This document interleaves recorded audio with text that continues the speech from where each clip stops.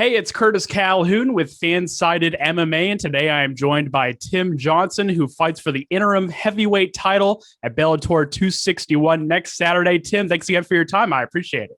Yeah, absolutely. Tell me about how this fight camp has been so far for you, and just kind of give me your thoughts on Valentin Moldovsky as an opponent. Fight camp's been pretty good. Can't complain too much. Got a lot of good work in with a lot of different bodies. And yeah, came through pretty much unscathed. So it's still not up to the fight yet. I don't want to jinx myself. Right.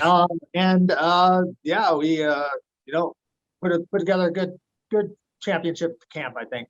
As the Moldovsky, you know what? This is probably one of my more challenging fights of my career. Throwing everything, including all my UFC fights, everything. He's 29, he's young, he's spry, and he's got a lot to prove.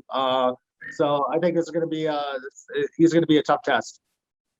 We haven't seen you fight since October. Can you tell me about the improvements you've made in your game since then, and kind of give me some things that you focused on during this camp, specifically during the time off?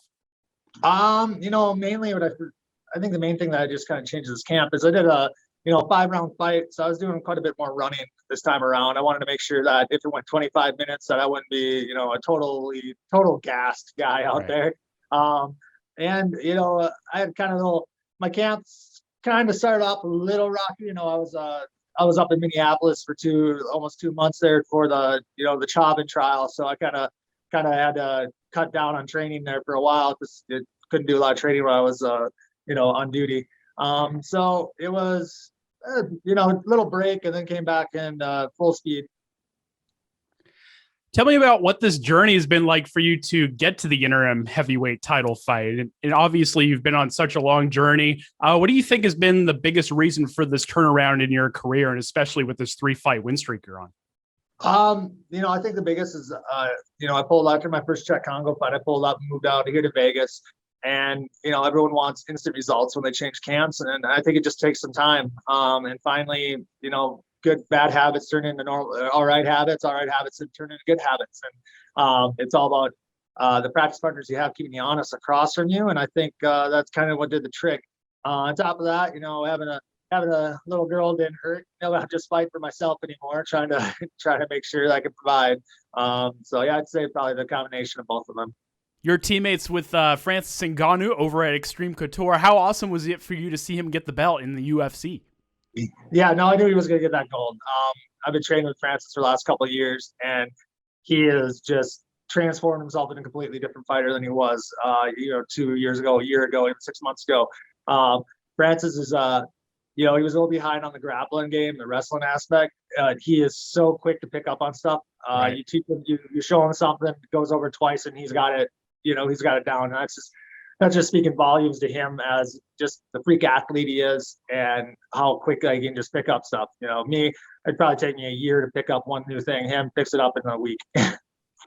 Yeah, absolutely. Obviously, it's been a while also since you've had the chance to fight in front of a crowd here in the States. How excited are you for that?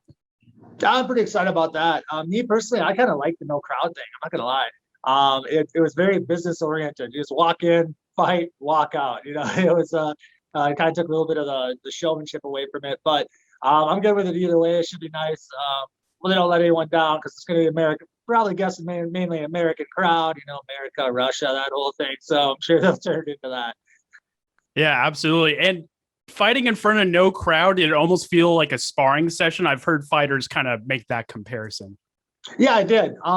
Just a more focused sparring session. Right. Yeah. It's it's kind of business-like. I think it takes a lot of pressure off, actually. I'm kind of going either way. Like, I don't let fans go too much, but some guys, they need fans to jack them up. Other guys, it probably having no fans took away some anxiety, would be my guess. And yeah, so I think it was kind of a unique situation for everyone who was able to fight with no fans. Yeah, absolutely. And before we go, last question for me, kind of just give us the key to getting the win next Saturday. Whoever probably can get the better exchange within clinch work, to be honest. It's not very often I fight someone who's kind of got the similar fighting style as I have. So we'll see whoever can do that better. Awesome. Before we go, I'll give you the final word to shout out any sponsors you may have and let fans know where we can find you on social media too.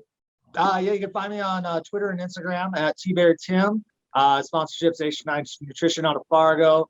Burbiz events, they're veteran owned. They throw in a bunch of veteran oriented events. Texas Oil Group. And yeah, that's all I can think of on top of my head right now. Awesome. Well, I appreciate the time, Tim, and I'm sure we'll talk to you again soon, and best of luck next Saturday. All right. Thank you.